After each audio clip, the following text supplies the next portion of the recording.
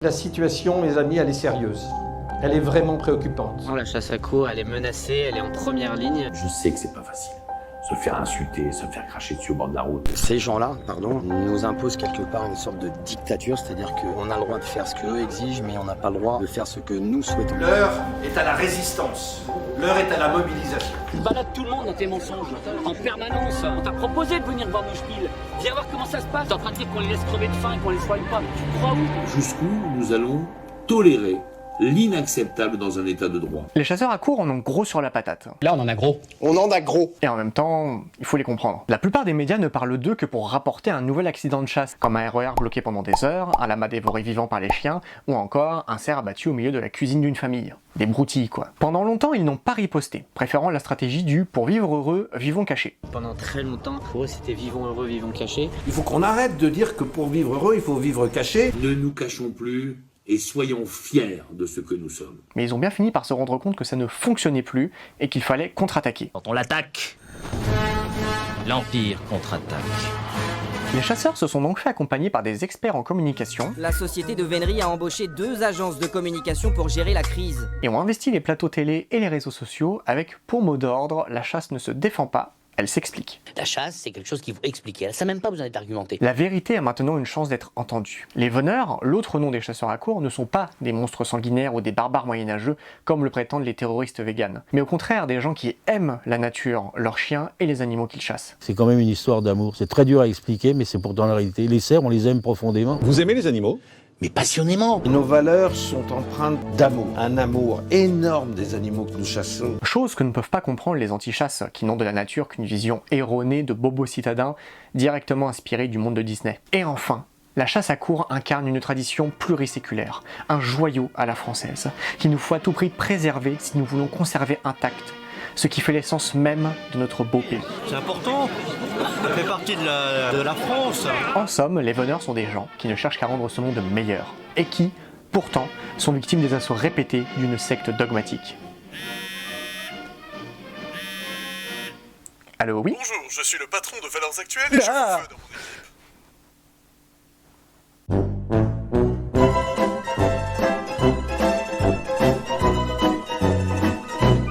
Voici la réalité de la chasse à courre en France.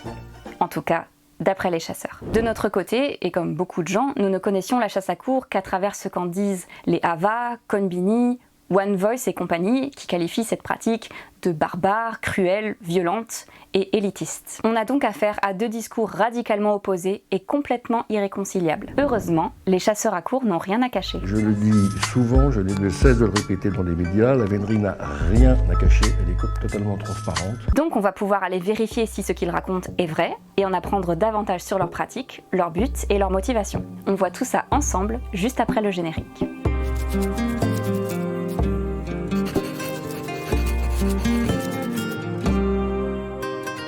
Salut l'ami chimpanzé et bienvenue dans notre enquête sur la chasse à courre, à corps et à cri, également appelée vénerie. Si tu es toujours là, c'est qu'a priori le sujet t'intéresse. Alors avant de continuer, on va te parler de 2-3 détails qui te permettront de mieux appréhender ce qu'on a à te dire. Dans cette vidéo, nous ne sommes porte-parole de personne ni d'aucun mouvement et nous nous exprimerons en notre nom propre. Afin de nous protéger d'éventuelles poursuites et d'éviter la censure de notre travail, nous avons flouté les visages et modifié les voix des personnes n'étant pas représentantes de la vénerie. Tout ce que nous disons et tous les extraits que nous utilisons sont sourcés. Tu n'as qu'à dérouler la description pour retrouver les vidéos et les textes d'origine. Nous allons montrer et parler de comportements extrêmement choquants envers les animaux.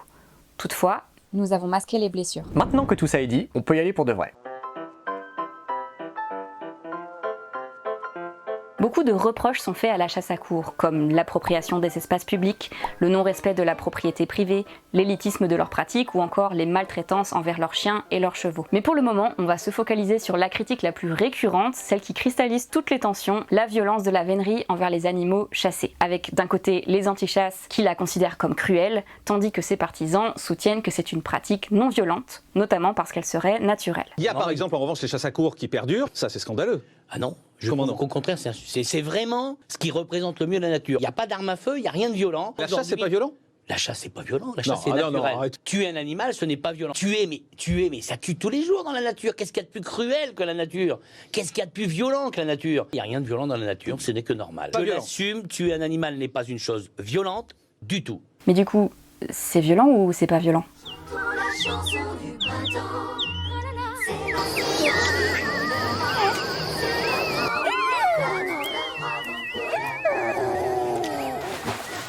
Quand on parle de cruauté, la nature, effectivement, si on veut porter un jugement sur la nature, elle peut être cruelle. Est-ce qu'on peut vraiment dire que des animaux carnivores qui mangent des animaux herbivores, c'est cruel? Je sais pas. Moi, personnellement, je trouve ça un peu étrange, mais voilà. Ce que tu dis n'a aucun sens. Visiblement, les pro-chasses à courre ne sont pas d'accord avec eux-mêmes. Donc, pour déterminer si la vénerie est violente ou non, le mieux reste d'étudier son fonctionnement. Pink fluffy unicorns dancing on rainbows.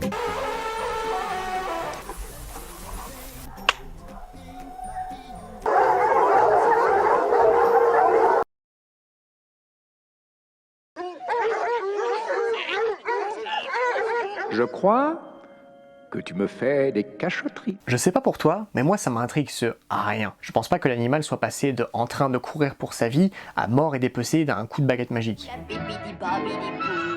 Du coup, c'est quoi l'étape manquante? Qu'est-ce qu'on en fait de l'animal? On lui coupe quoi? La tête, c'est ça? On le tue, et après on le découpe.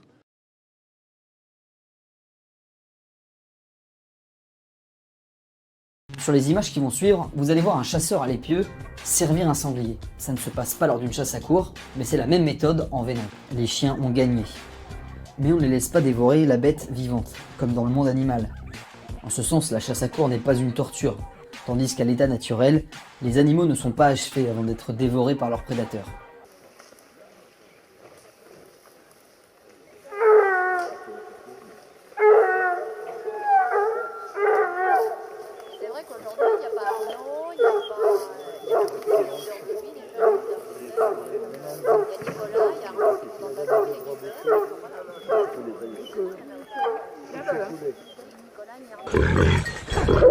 Arrêtez! Eh bien, il est où? Allez, arrête!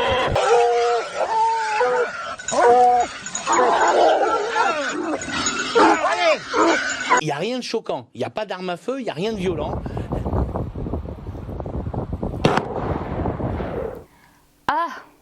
Après avoir visionné plus d'une dizaine d'heures de vidéos dédiées à la chasse à courre, nous avons pu constater que dans toutes celles mises en ligne par les pro-véneries, l'instant de la mise à mort était occulté soit par un fondu au noir, soit par une coupe nette.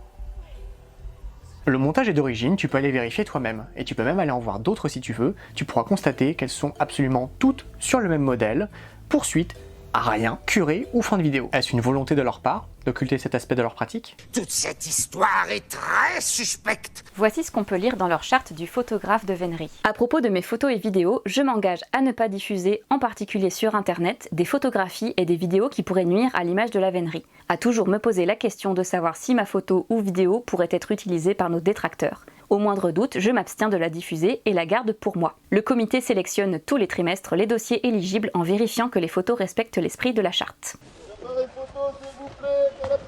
Notre cause est juste. Nous n'avons rien à cacher, bien au contraire. Ils n'ont tellement rien à cacher qu'en plus d'éviter de produire eux-mêmes un contenu pouvant les desservir, ils feront tout leur possible pour gêner les antichasses, cherchant à documenter leurs pratiques. Arrête de filmer! Non, non, j'arrête pas de filmer! Qu'est-ce qui se passe? Pas l'intérêt de filmer ça, monsieur. Alors c'est moi qui vous sors! Allez, vous sortez! Lâchez-moi! Alors sortez! Ah oui, c'est clair qu'il y a des choses à cacher. Ouais, il y a des choses à cacher, c'est clair. Au début, nous avons pensé que cette mesure était récente, alors nous sommes allés consulter les images d'archives.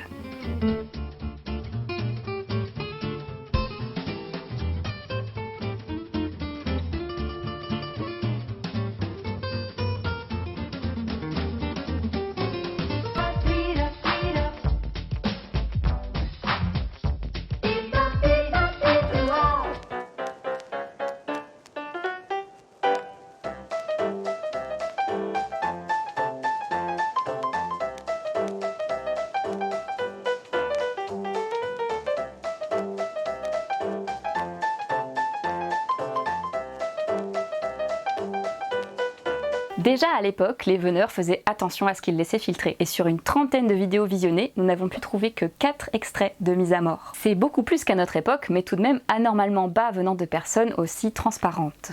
Vous pensez qu'il ne souffre pas de cette façon après une chasse à courre? Après, non, absolument pas. Il souffre pas? Absolument pas. On pourra assister à la mise à mort? Il n'y en aura sûrement pas. S'ils n'ont rien à cacher, alors pourquoi dissimuler cette étape? La société, elle est animée par la notion de bien-être animal, par le véganisme. Donc ce sont des tendances lourdes, fortes. Et maintenant, tout le monde, avec son smartphone, peut filmer quelque chose. Et si vous voyez un animal qui se fait tuer, la société le refuse. Elle ne veut plus. On peut légitimement penser que les veneurs sont conscients que montrer comment se passe vraiment une mise à mort passerait très mal auprès du grand public, et que c'est pour ça qu'ils censurent cet aspect de leur passion. Ils ne veulent pas passer pour des tueurs. Et c'est là la principale raison pour laquelle les veneurs censurent les mises à mort. Pas parce que ça leur pose problème à eux, mais parce que ça dérange le reste de la population et, sans l'aval de l'opinion publique, ils sont en danger. Les autres formes de chasse ne sont pas encore à ce stade d'autocensure et en se baladant 2 minutes sur YouTube, on peut trouver des milliers de vidéos d'animaux tués au fusil, à l'épieu, à la dague ou encore à l'arc. Mais c'est quelque chose qui est en train de changer. Soyez réglo, je préfère en tuer quelques-uns tous les jours que de mettre une photo sur le Facebook avec une grosse tache bleue au milieu ou un chiffre formé avec les oiseaux. Voilà, je crois que c'est des choses qu'on ne peut plus voir aujourd'hui. C'est pareil pour les vidéos. Soyez extrêmement prudents. On remarque que le président des chasseurs n'invite pas à arrêter de tuer, mais à arrêter de le montrer. Moi, je vous demande à tous, s'il vous plaît, d'arrêter de mettre ces photos sur Facebook qui nous font un mal considérable. De leur point de vue, ce n'est pas la violence de leur pratique le problème, c'est le reste de la société qui est devenu aseptisé, déconnecté des réalités de la nature et qui ne veut surtout pas entendre parler de la mort. La mort d'un animal sauvage, c'est jamais un moment facile. C'est un moment que nos sociétés ont tendance à tenter d'esquiver de plus en plus. Alors que les veneurs, eux, n'ont pas peur de la mort. Ils la côtoient régulièrement et ils n'hésitent pas à en parler. La mort existe encore, elle existera encore un moment, celle des animaux, celle des hommes. Et nous autres chasseurs, nous autres veneurs, c'est pas un moment qu'on veut esquiver. En gros, c'est pas eux qui sont insensibles, c'est nous qui le sommes trop. Cette confrontation à la mort serait une façon de nous rappeler que nous sommes mortels. La chasse à courre, c'est un peu l'école de la vie, quoi. C'est la chasse. C'est la chasse, c'est la vie, c'est la mort. C'est comme ça. Pour nous autres, c'est pareil. Si le but c'est d'éduquer à la mort, alors n'y a-t-il pas de meilleure façon que de tuer volontairement? Par exemple, donner de son temps à des personnes en fin de vie, leur apporter un peu de réconfort en les accompagnant dans leurs derniers instants. Et si on veut rester dans le registre des animaux, alors on peut adopter un chien ou un chat qui ont été abandonnés parce que trop vieux ou malades et leur offrir une fin de vie heureuse. Les personnes ayant participé à des chasses à courre seront-elles plus apaisées lorsque leur fin viendra? L'accepteront-elles plus facilement, quand bien même elle est effrayante ou douloureuse? Bon, maintenant qu'on connaît la version des chasseurs, et si on allait voir comment ça se passe sans omission? La vénerie ne se limite pas qu'à l'acte de chasse, il y a beaucoup de choses en amont et en aval. Par exemple, au début de chaque saison de chasse, il y a une messe qui est donnée en l'honneur de Saint Hubert. Il a une histoire intéressante, le Saint-Hubert, car à la base, il s'agit d'un noble qui kiffe tellement la chasse qu'il y va presque tous les jours. Mais un beau matin, alors qu'il poursuit un cerf blanc magnifique pendant des heures, il finit par le rattraper complètement épuisé. Le cerf se retourne alors vers lui, auréolé de lumière, un crucifix entre les bois, et lui dit texto: « Hubert, Hubert, jusqu'à quand poursuivras-tu les bêtes dans les forêts? Jusqu'à quand cette vaine passion te fera-t-elle oublier le salut de ton âme ?» Suite à quoi, Hubert abandonna ses richesses, eut une vie austère, et parvint même à totalement oublier les plaisirs de la vénerie, qui n'étaient au final qu'illusions. Il fit même des choses plutôt chouettes, comme venir en aide aux plus pauvres, et des moins chouettes, comme convertir les incroyants. Mais ce que les veneurs vont retenir de son histoire, c'est qu'il aimait la chasse. C'est pourquoi il lui dédie une messe et leur premier gibier chaque année. Et en même temps, ce serait pas la première fois que le message de Dieu serait compris de travers. Proclamons la guerre. Oui, c'est la volonté de Dieu. C'est la volonté de Dieu. J'ai jamais dit ça. Pour la plupart des gens, vénerie rime avec chasse au cerf, et c'est normal parce que c'est le type de traque qui est le plus souvent mis en avant par les médias, les anti et les pro-chasse. Dans l'imaginaire collectif, le cerf c'est le roi de la forêt, c'est l'incarnation du sauvage, de la majesté, c'est un des animaux qui a le plus grand capital sympathie. Mais c'est aussi le plus cher et le plus prestigieux à chasser, c'est donc logique qu'il polarise toutes les tensions. Mais ce serait oublier les 5 autres animaux qui ont le privilège d'appartenir à la liste des espèces chassables en vénerie. On chasse 6 animaux à courre, le cerf, le le sanglier, le chevreuil, le renard, le lièvre, le lapin. Chaque équipage est censé se spécialiser sur une seule espèce, déterminant au passage à quelle catégorie de vénerie il appartient. Car il existe 3 types de véneries, la grande, la petite et la vénerie sous terre. Tue-le, tue-le. Pointu comme un couteau, aiguisé comme une arme. La chasse aux cerfs, aux sangliers et aux chevreuils, qui sont considérées comme prestigieuses, sont l'apanage de la grande vénerie, qui est réservée plutôt à une population aisée.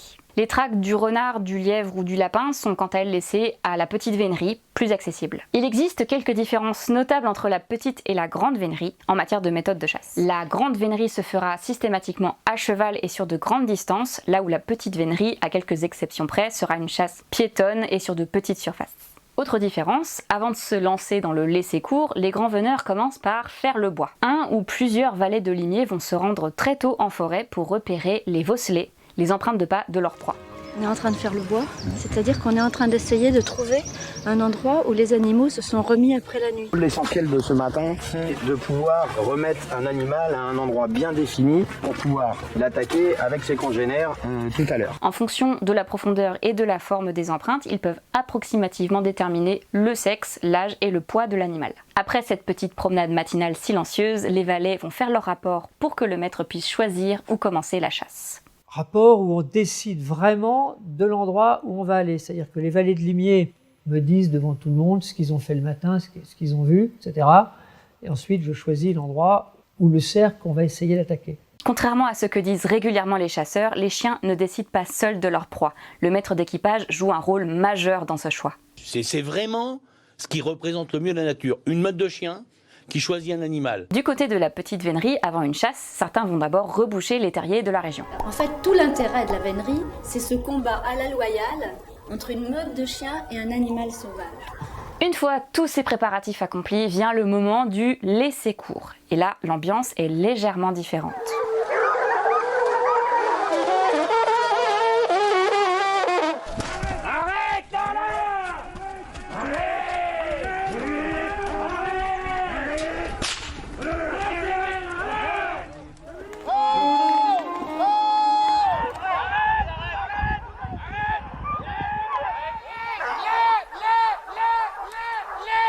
La méthode est similaire quel que soit le type de proie. On va poursuivre un animal à l'aide d'une meute de chiens jusqu'à pouvoir le forcer, c'est-à-dire l'avoir fait courir suffisamment longtemps pour qu'il atteigne ses limites physiques et qu'il ne puisse plus avancer. Cette course-poursuite peut durer moins de 30 minutes à plus de 6 heures. Tout dépend de l'animal chassé, de sa forme physique, de celle des chiens, de la météo et d'autres paramètres.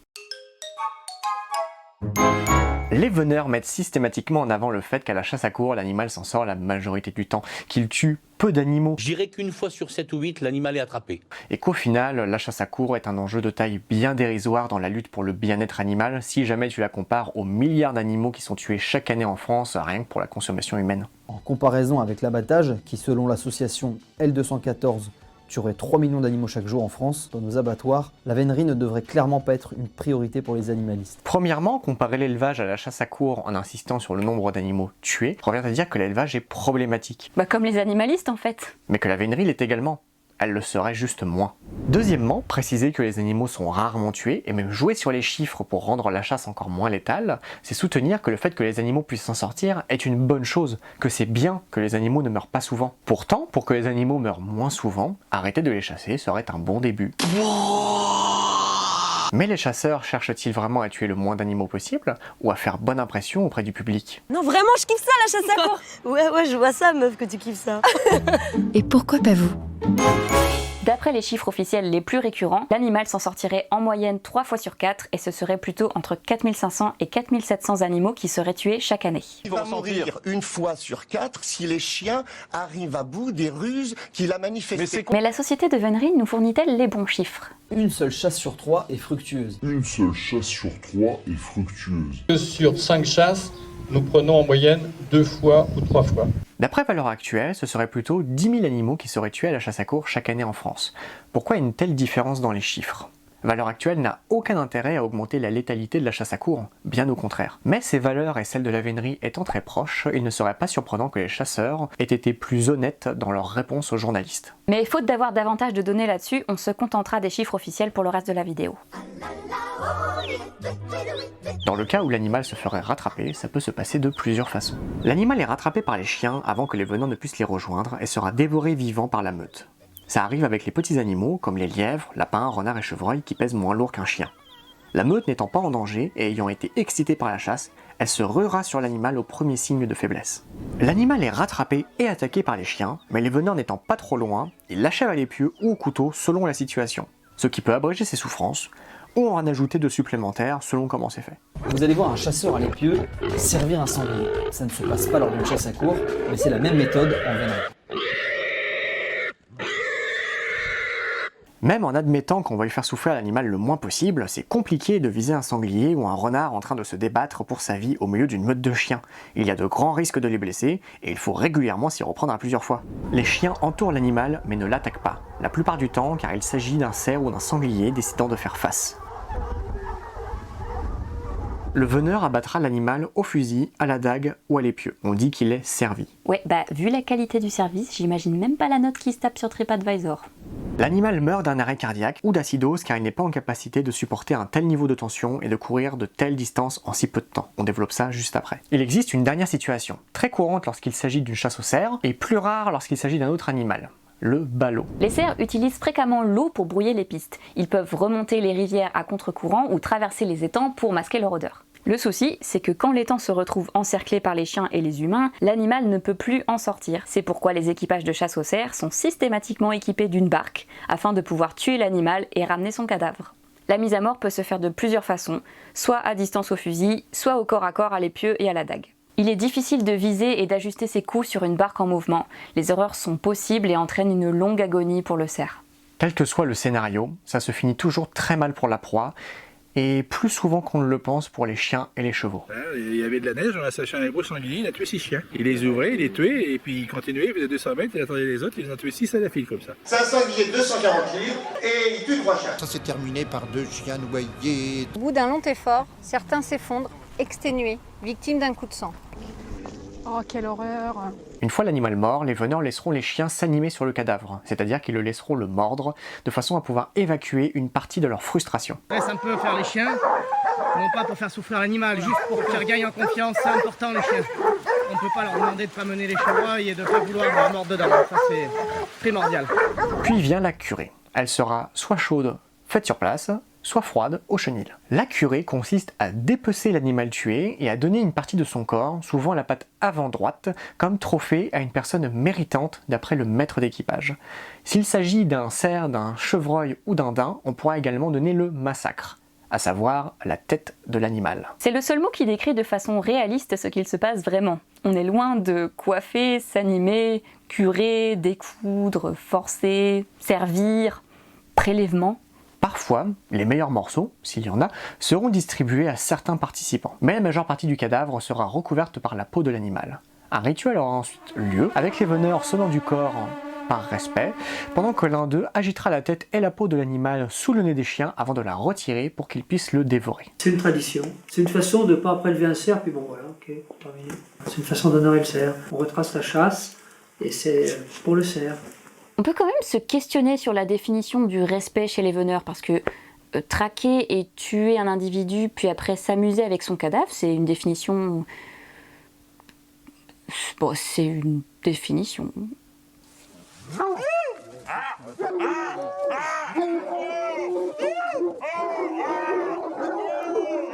Maintenant que nous savons comment se déroule une chasse à courre dans toute sa violence, on peut se demander, est-ce que les animaux souffrent de ce traitement, ou est-ce que c'est nous qui faisons un excès de sensiblerie? Voici ce qu'en disent les veneurs. On sait que chez l'animal sauvage, qui ne peut compter que sur lui-même, le stress est pratiquement permanent et joue un rôle de défense naturelle essentiel. Dès lors, prétendre qu'engendrer un stress chez un animal chassé par des chiens engendre une souffrance qu'il faudrait lui épargner paraît très éloigné de la réalité biologique. Qu'est-ce que le bien-être pour un animal si ce n'est la faculté d'exprimer ce que sa nature le porte à être?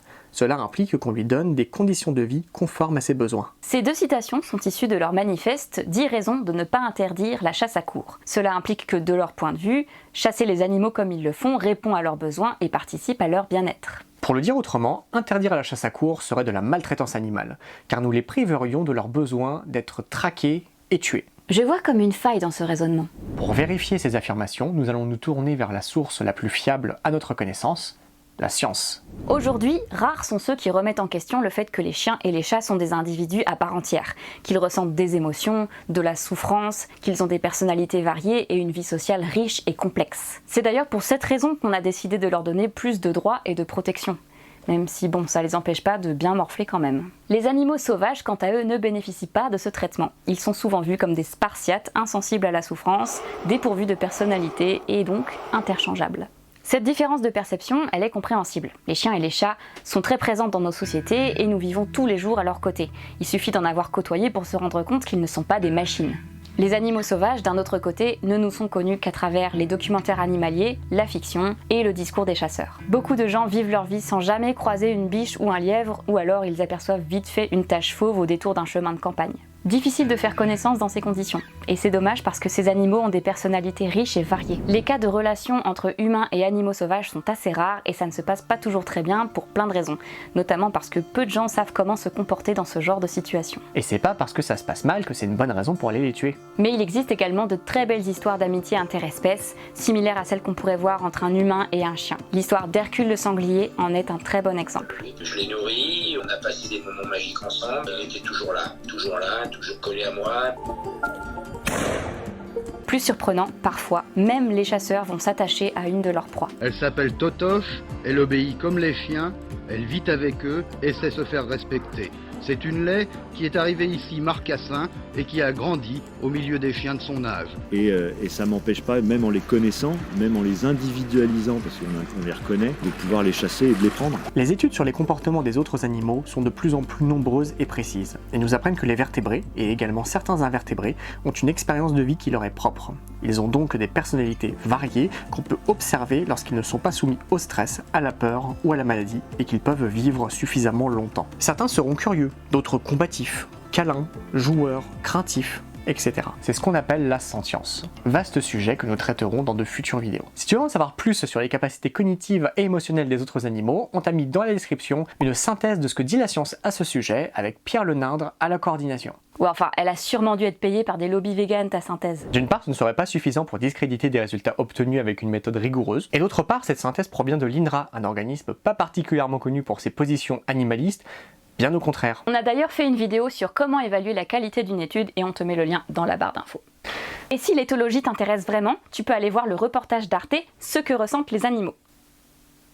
Ou encore aller consulter la chaîne YouTube de Cervelle d'Oiseau qui fait un travail remarquable de vulgarisation sur le sujet. Tu peux également te procurer la BD Les cerveaux de la ferme qui propose une approche accessible et drôle de l'intériorité des animaux d'élevage. C'est un petit bijou. Bref, tout ça pour dire que les proies des chasseurs ont des émotions et qu'elles vont passer par plusieurs états physiques et mentaux détestables pendant qu'elles sont chassées. Pendant la traque, les animaux se doutent bien que les chiens et les veneurs ne les poursuivent pas pour les inviter à prendre le thé. De base, si un animal fuit, c'est qu'il a peur et qu'il cherche à se préserver. Et pour qu'il puisse courir pendant des heures jusqu'à épuisement total, c'est que sa terreur doit être immense. C'est pareil lors de la mise à mort. Voir leur bourreau se rapprocher d'eux pour les égorger ou les dévorer vivants est source de terreur. Ils ne veulent pas mourir. Parlons maintenant des conséquences physiques de cette méthode de chasse sur les victimes. Même pour des animaux très endurants, parcourir l'équivalent d'un marathon en quelques heures les fera rapidement dépasser leurs capacités. C'est d'ailleurs tout le principe de la chasse à courre, pour suivre des animaux jusqu'à les faire atteindre leur point de rupture, point à partir duquel ils ne peuvent plus faire un pas car complètement épuisés. Les souffrances occasionnées sont-elles mesurables? Une étude réalisée par Patrick Bateson et Elizabeth L. Bradshaw et publiée dans le journal The Royal Society a comparé des échantillons de sang et de muscles prélevés sur 64 cerfs chassés à courre et 50 cerfs ayant été abattus du premier coup au fusil. Les résultats sont édifiants. Le niveau de cortisol présent dans le sang des animaux chassés à courre est très élevé. De telles quantités sont généralement associées à un stress physiologique et psychologique extrême. L'étude démontre que ces animaux ne sont pas équipés pour parcourir de telles distances en si peu de temps et dans de telles conditions. Leurs globules rouges et leurs tissus musculaires ont été endommagés, et leurs réserves de glucides sont vides. Ils ont épuisé toutes leurs ressources et leur corps a été endommagé.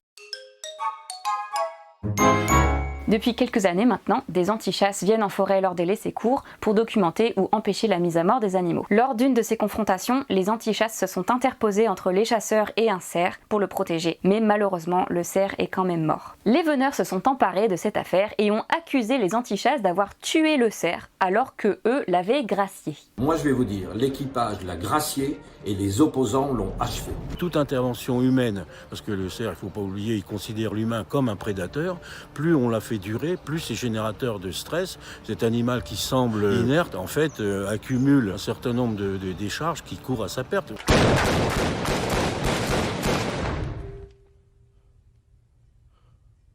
C'est la faute d'Ava, hein. Explication. Le fait de subir un stress aussi intense pendant la chasse peut causer la mort de l'animal. Le chevreuil d'un peu plus de 20 kg est mort d'épuisement dans un petit fossé. Il peut également mourir plusieurs minutes, heures, jours, voire semaines après le traumatisme selon sa gravité. La mort peut avoir plusieurs causes, comme par exemple la myopathie de capture, également appelée maladie du stress ou maladie du muscle blanc. Dans sa thèse soutenue au campus vétérinaire de Lyon, Soliane Kienz nous apprend que le stress, lorsqu'il est de courte durée, n'est pas délétère et permet au contraire à l'organisme de se prémunir de dégâts causés par l'environnement extérieur. Cependant, il devient une détresse pour l'organisme dès lors que son coût énergétique devient tellement important que l'animal doit détourner ses ressources biologiques, par exemple l'énergie, de leur fonction normale, par exemple le système immunitaire, afin de faire face aux facteurs de stress. La myopathie de capture est une maladie métabolique non infectieuse affectant des animaux sauvages ou domestiques, pouvant être mortelle et causée généralement par la poursuite, la capture, la contention ou le transport de ces animaux. Les conditions de capture sont susceptibles d'augmenter la prévalence de la maladie. Chasse longue avec une course de l'animal à haute vitesse et sans repos, stimuli stressants qui se répètent, blessures au cours de la capture. Les chasseurs disent qu'ils l'avaient gracié, mais ce cerf était déjà en train de mourir, et parmi tous les animaux qui parviennent à s'enfuir, certains mourront dans les heures ou les jours suivants. Quand ils sont chassés comme ça pendant 4-5 heures, il paraît que pendant 3-4 jours, tu le vois, il laisse la tête basse et puis il met 3-4 jours à se remettre. Cette expérience est traumatisante pour eux, même s'ils survivent. En conclusion, parler de souffrance, d'émotions positives et négatives chez les autres animaux ne relève pas de l'anthropomorphisme. Anthropomorphisme dont les chasseurs usent et abusent d'ailleurs quand ça les arrange. Les chiens, ils vivent pour la chasse. Ils sont réellement passionnés, comme nous on est passionnés. C'est des athlètes. C'est leurs enfants. Alors, moi je compare mes chiens à des enfants. Mais c'est vrai, c'est vraiment leurs enfants. Un cerf, il mérite une belle chasse, qu'il puisse se défendre. Et les chevaux, ils adorent venir à la chasse. Le cheval de chasse, il s'éclate à la chasse. Je peux vous dire, les chevaux, ils adorent la chasse. Ça les rend dingues quand ils y sont. Et quand l'anthropomorphisme ne va pas dans le sens de ce qu'ils défendent, ils versent dans l'anthropodénie, c'est-à-dire le contraire, refuser de considérer les similitudes entre humains et autres animaux. Le stress est bénéfique à l'animal sauvage. Ce stress augmente même leur capacité de défense. C'est en fait grâce à lui que les animaux échappent la plupart du temps au danger. Et ça, vous le saviez ? Vous comprenez que ça puisse choquer qu'on fasse souffrir un animal comme ça ? Il souffre. Il souffre pas ? Tout le monde souffre, les humains souffrent aussi. En ce moment, moi je suis en train de vous parler, je souffre. Les animaux, ils sont faits pour courir. Ils souffrent pas. Ils rusent, ils s'amusent avec les chiens. Ah oui, ah non mais c'est rigolo. Parce qu'un animal ne souffre pas, qu'un cerf ne souffre pas pendant la chasse. Ce qu'on fait faire à l'animal, ça n'est pas d'une cruauté extraordinaire. C'est vrai qu'aujourd'hui, il n'y a pas d'eau, il n'y a On n'a jamais fait de mal aux animaux. Voyons un peu comment les pro-chasses se justifient. Cette course, elle est une course qui fait entre 2 et 4 heures et qui n'est pas très différente de ce que fait un marathonien quand il fait 40 km en courant. Il va devoir faire quelque chose de terrible. Courir pour leur vie.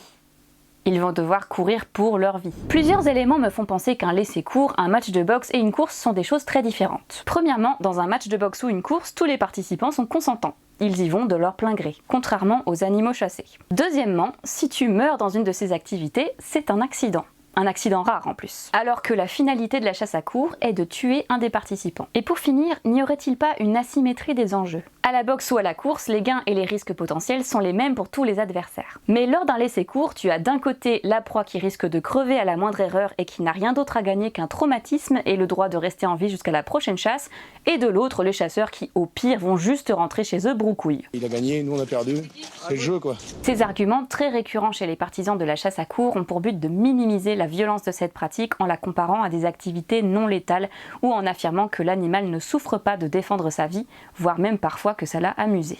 Ça veut dire qu'ils prennent ça un jeu pour eux. Oui, parfaitement. Mais ce n'est pas la seule corde à leur arc. Parlons-en, le bien-être des animaux que nous chassons. Ce sont des animaux qui sont objets de prédation depuis des dizaines de milliers d'années. Cet extrait expose deux arguments. Premièrement, les animaux ont eu des millénaires pour développer leurs instincts, donc ils savent se défendre. Deuxièmement, la prédation existe depuis toujours, les chasseurs ne font que la reproduire, ils ne sont donc pas responsables de la maltraitance animale. Reprenons l'analogie de la course et poussons-la un peu plus loin. Tu es un être humain, résultat de millions d'années d'évolution. Évolution pendant laquelle ton espèce a, la majorité du temps, été dans la catégorie proie.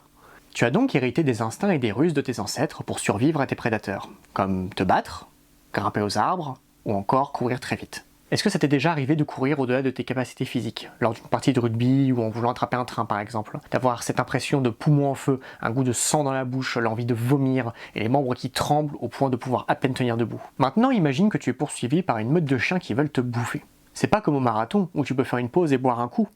Et les pompiers ne sont pas juste à côté prêts à te réanimer si jamais tu fais un malaise. Tu n'as plus la force de courir et chaque partie de ton corps te fait mal.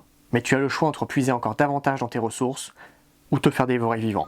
Alors, avez-vous fait votre choix? C'est exactement la même chose pour n'importe quel autre animal. Déjà parce que même si son espèce a l'habitude d'être chassée, pour l'individu, c'est peut-être la première fois qu'on essaie de le tuer. Et c'est pas parce que tu es le résultat d'une longue lignée de proies et que tu as des armes pour te défendre que tu aimes te faire chasser. Dit autrement, c'est pas parce que tu sais courir que t'as envie qu'on te poursuive, et c'est pas parce que tu sais boxer que tu consens à ce qu'on essaye de te tuer. Je suis pas venue ici pour souffrir, ok? Lorsqu'ils s'expriment publiquement sur la souffrance animale, les veneurs sont systématiquement dans la minimisation, voire la négation de son existence. Cette négation va tellement loin qu'un des arguments qu'ils considèrent comme étant leur plus fort consiste à dire que la vénerie est une chasse qui ne blesse pas. Afin d'illustrer ça, voici une sélection d'animaux n'étant pas blessés à la chasse à courre. Je suis tombé par terre, c'est la faute à Voltaire. Le nez dans le ruisseau, c'est la faute à Rousseau.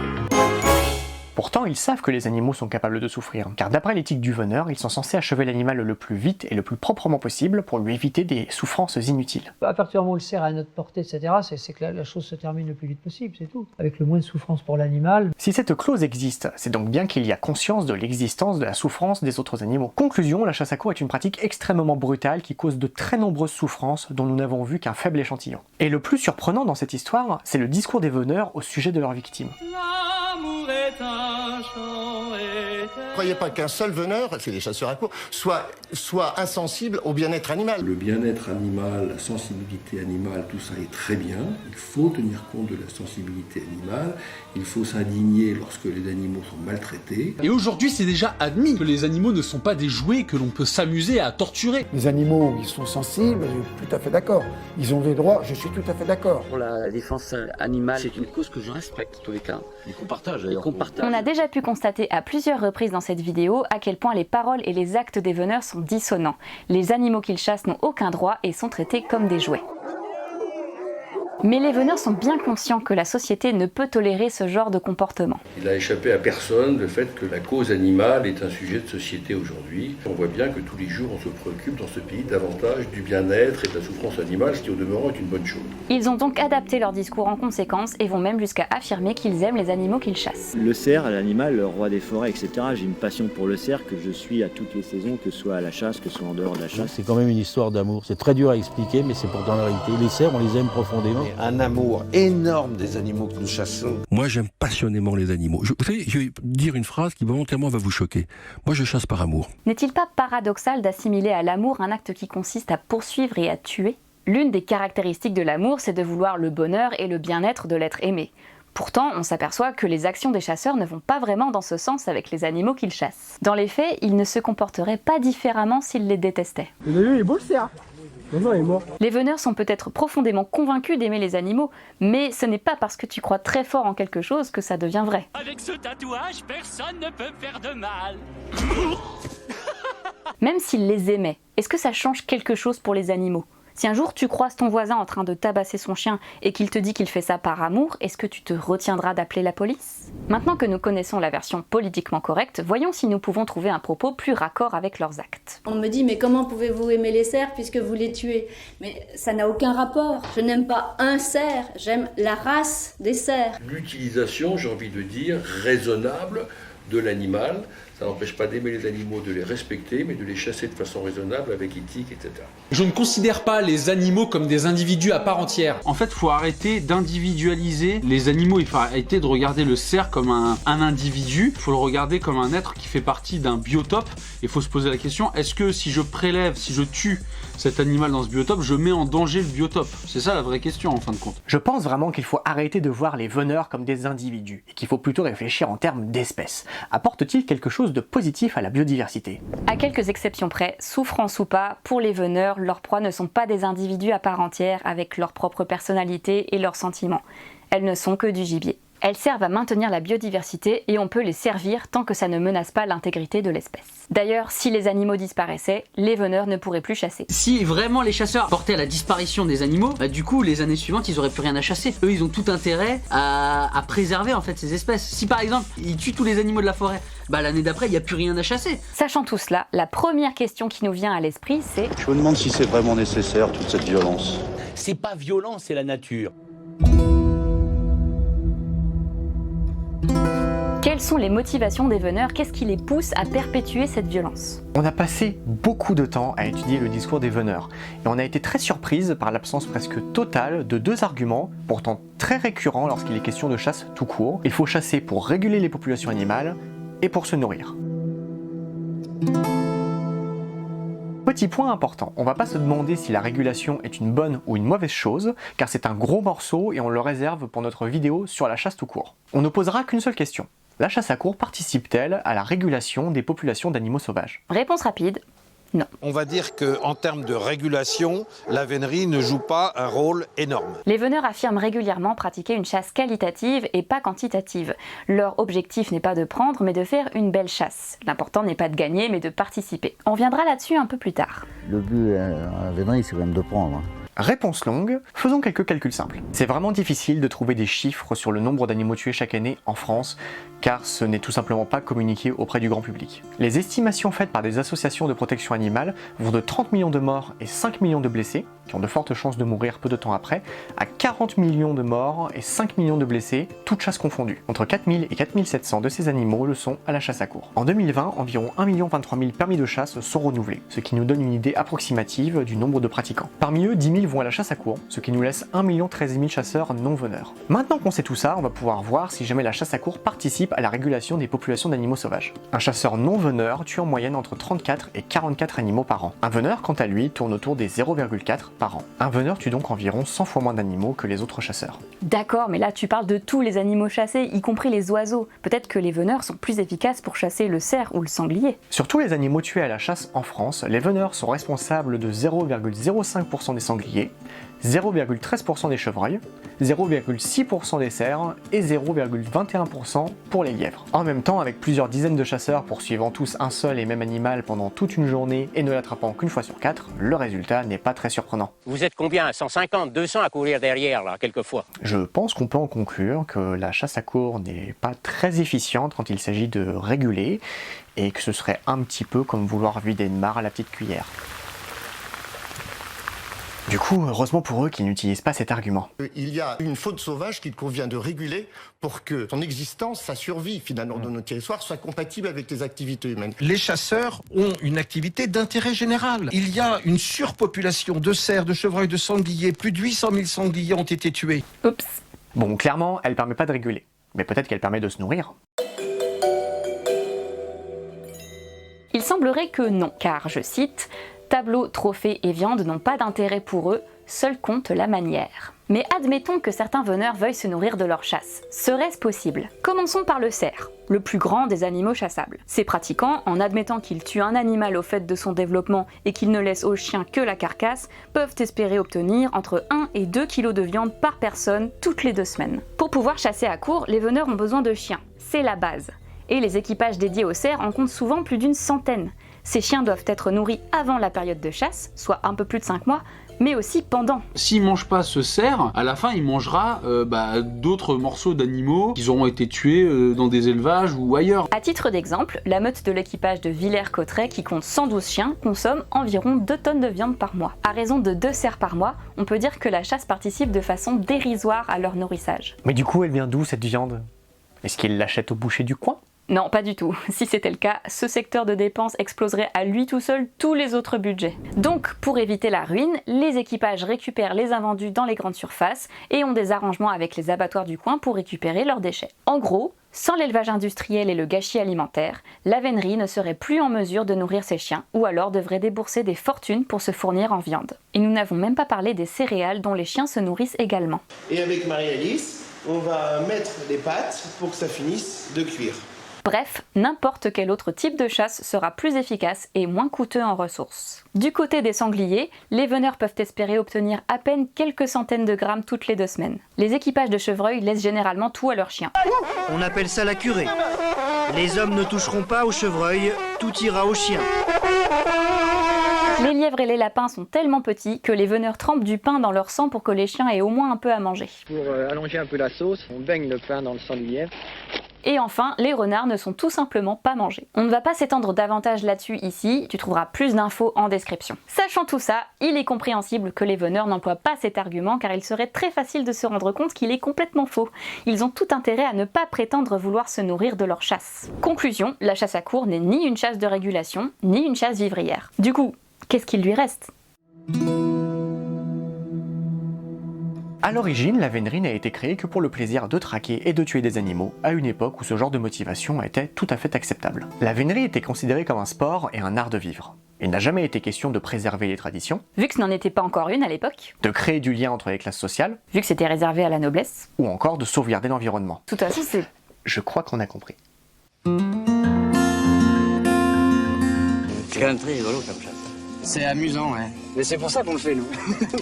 C'est le meilleur antidépresseur, quoi. Il y avait des chasses, des ambiances un peu tendues parfois, mais cela ne nous a pas empêché de faire des très jolies chasses et de beaucoup nous amuser. Quand on gagne, bien sûr, quand l'animal meurt à la fin de la journée, on est heureux pour nos chiens, on est heureux pour nous aussi. Ils l'ont pris très très vite, c'est un peu dommage que la chasse soit si courte. Nous, on est là pour notre plaisir, on n'est pas là pour abattre des animaux. Tu sais pas, on est là. C'est comme une belle pince avec une belle combinaison que tu as fait au rugby ou au polo, qui pend toute la semaine. On n'a pas besoin de chasser pour se nourrir, même si c'est un grand plaisir. Et putain que c'est bon. Dans leur campagne de communication, les veneurs mettent en avant des motivations consensuelles, qui peuvent être acceptées du grand public. Sauf que ces motivations n'ont rien à voir avec la vénerie, et qu'aucune d'entre elles ne lui est propre. Si ton kiff c'est de faire du sport en voyant des animaux dans la nature, habillés en tenue d'époque, avec tes amis, eh ben ça se fait très bien. Par exemple, quand j'étais au lycée, avec ma bande de potes, on faisait des grandeurs nature. On allait passer tout un week-end en forêt, en plein cagnard ou par -5, et on refaisait des scénarios d'époque. Ou pas d'époque d'ailleurs, ça pouvait être des scénarios complètement inventés. On pouvait être dans des délires de fantasy, de steampunk, de pirates, de KPTP ou de Moyen-Âge. Une bonne partie du temps était consacrée à se courir après pour se taper dessus avec des armes factices. D'ailleurs, ça finissait souvent en bataille rangée. Et le soir, on se retrouvait autour du feu pour jouer de la musique et se raconter des histoires en mangeant. Et ça, c'est juste un exemple parmi tant d'autres. Tu peux aussi créer une chasse au trésor qui se passerait en forêt, et si jamais tu veux inclure tes chiens, eh ben tu peux créer des pistes olfactives qu'ils devraient suivre pour trouver certains indices. Et sinon, si ton truc c'est de voir des animaux sauvages, eh ben tu peux faire des affûts, prendre en photo leurs plus beaux instants de vie et les partager avec ta famille ou tes amis. Purée, j'ai un colosse devant moi, mais c'est pas possible, il est magnifique, c'est quoi cet animal, quoi. Et ensuite, il apparaît vraiment, et quand je le vois là, j'ai une montée de bonheur, quoi. Et si ton truc c'est de préserver la nature, eh ben, tu peux plutôt organiser un ramassage de déchets. Et si jamais tu veux que ce soit sportif, eh ben, tu peux le faire en courant. Bref, si l'idée c'est de passer du temps dans la nature, avec tes amis, de voir des animaux, de vivre des aventures tout en faisant du sport, eh ben, il existe plein d'autres façons qui n'impliquent pas de souffrance animale. Mais du coup, pourquoi est-ce que ces activités ne suffisent-elles pas aux veneurs alors que pourtant elles répondent à tous les critères qu'ils défendent? Est-ce que j'ai du plaisir à aller à la chasse, à traquer un animal, à le tuer, à le manger? La réponse est oui. Mais moi je suis chasseur, donc faut assumer, faut être honnête. D'accord. Quand on chasse, on tue. Quand on dit « Ah non, non, je ne tue pas, je régule ou je gère », mais c'est de l'hypocrisie. Vous n'avez pas plaisir à tuer? Oui, je l'ai, oui, je mais l'assume, madame. Vous dites « J'aime tuer », comme Thierry Coste, qui est lobbyiste des chasseurs, dit qu'il aime tuer, il assume. Il l'a dit, je le dis de la manière. Il se trouve. Donc, moi je ne chasse pas pour réguler, je chasse parce que c'est mon plaisir, madame. Je l'assume complètement. Car il manque certains plaisirs que tu ne peux pas retrouver dans notre histoire de chasse au trésor ou de grandeur nature, comme assister en direct à des animaux se battant pour leur vie, participer à un acte de prédation, mettre à mort un animal. Et putain que c'est bon.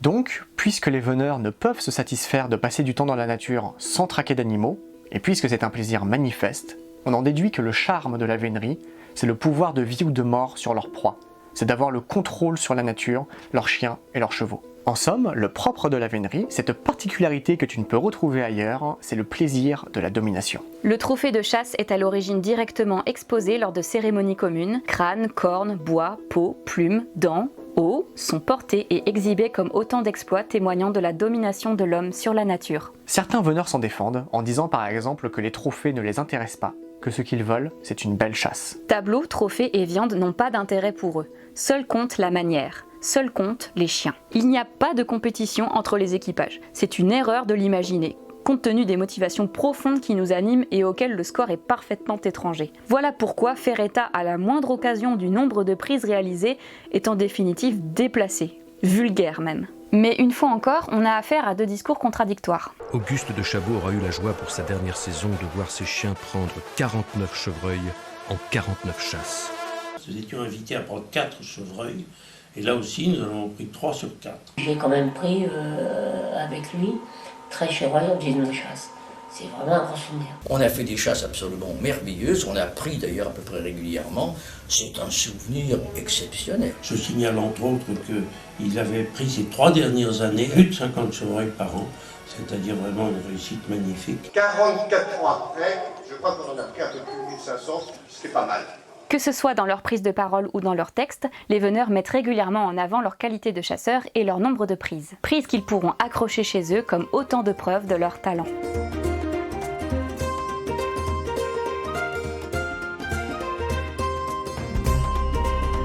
On a pu constater que la transparence des veneurs est plutôt opaque, et que contrairement à ce qu'ils disent, leur pratique est très violente et créatrice d'immenses souffrances pour les animaux. Et souffrir, c'est vraiment pas cool. Personne n'aime souffrir, et c'est une chose avec laquelle les veneurs sont bien d'accord. Il peut s'appeler véganisme, L214, 269, AVA, One Voice. Tous, ils veulent la même chose, nous voir les uns après les autres disparaître. Vous êtes en train de me dire que c'est vous, les chasseurs, qui êtes victimes de violences ? Ah mais bien sûr. Et beaucoup. Certains ont commencé à dénoncer les méthodes d'intimidation, la pratique de certaines associations animalistes pour essayer d'amener leur vision idéologique antispéciste. Là, aujourd'hui, on est dans une dérive qui est devenue idéologique, sectaire, et je trouve ça extrêmement redoutable. Cette année 2019 a vu aussi se cristalliser les oppositions de plus en plus violentes contre nous. La chasse-bashing, l'agri-bashing sont devenus le sport favori d'un certain nombre de groupuscules extrémistes dans leurs propos et dans leurs actions. Jusqu'où nous allons tolérer l'inacceptable dans un état de droit. N'est-il pas étrange de considérer que faire souffrir un animal pendant des heures avant de le mettre à mort n'est pas violent, que c'est même quelque chose de formidable ? Il faut y aller, ce qu'on fait c'est formidable. Mais que vouloir interdire cette pratique, insulter et menacer les chasseurs, ça c'est violent. J'aimerais bien qu'on en chope quelques-uns quand même. Alors ça va faire bouillir tout le monde, hein. Je dis ça sur un truc live donc je vous dis pas, mais quand même il y en a quelques-uns. Il y a quelques coups de poing dans la gueule qui se perdent quand même. Et moi je comprends le chasseur aujourd'hui qui dit si j'en chope un, il va prendre une bonne branlée. Il y en a quelques-uns qui vont se prendre une branlée au coin d'un bois après avoir cassé un mirador. Néanmoins, je peux vous le dire, ils l'auront pas volé les mecs. Peut-être que les chasseurs souffrent du fait qu'on veuille les empêcher de tuer des animaux. Mais d'après nous, la souffrance de cet homme En ce moment, moi je suis en train de vous parler, je souffre. N'est pas comparable à celle-ci. Les veneurs peuvent toujours changer d'activité et continuer de prendre du plaisir dans la vie. Les animaux n'ont pas ce luxe. Avec tous ces éléments, est-ce qu'on pourrait pas considérer comme légitime le fait de vouloir abolir la vénerie ? On sait déjà comment les veneurs vont réagir à cette vidéo. Ils vont nous insulter et nous menacer. Ils vont nous traiter de bobos parisiens qui ne comprennent rien à la nature ni à la vénerie. On tient à rappeler que dans cette vidéo, on a fait deux choses. Décrire les faits et leurs conséquences en se basant sur les sciences, et exposer la vision des veneurs en se basant sur leurs propres travaux. Alors que les veneurs demandent à être crus sur parole, tous nos propos sont sourcés et tu peux facilement aller vérifier leur fiabilité. Ils vont nous expliquer qu'ils font plein de bonnes choses pour la société et la biodiversité. Ils vont nous accuser de ne mettre l'accent que sur les incidents et la mise à mort. Faisons une petite expérience de pensée. Mettons de côté les centaines de vidéos, d'articles et de témoignages relatant les exactions des veneurs. Admettons que 100% des chasses à courre se déroulent exactement comme c'est censé se passer. Qu'il n'y ait plus aucun accident. Pas de cerf abattu dans la cuisine d'une famille. Pas de chasse à courre qui finit dans un centre-ville ou dans un cimetière. Pas de meute qui bloque le RER pendant des heures. Les animaux chassés seraient tués d'un seul coup, parfait, en plein cœur, sans avoir été mordus par les chiens. La chasse à courre serait-elle acceptable pour autant ? Serait-il acceptable de continuer de traquer un animal, lui causer énormément de souffrance, le priver de son existence, tout ça parce que quelques personnes ont plaisir à dominer dominait la nature et ses habitants. En vrai, on n'a même pas abordé le 5e de tout ce qu'on avait à dire sur la vénerie.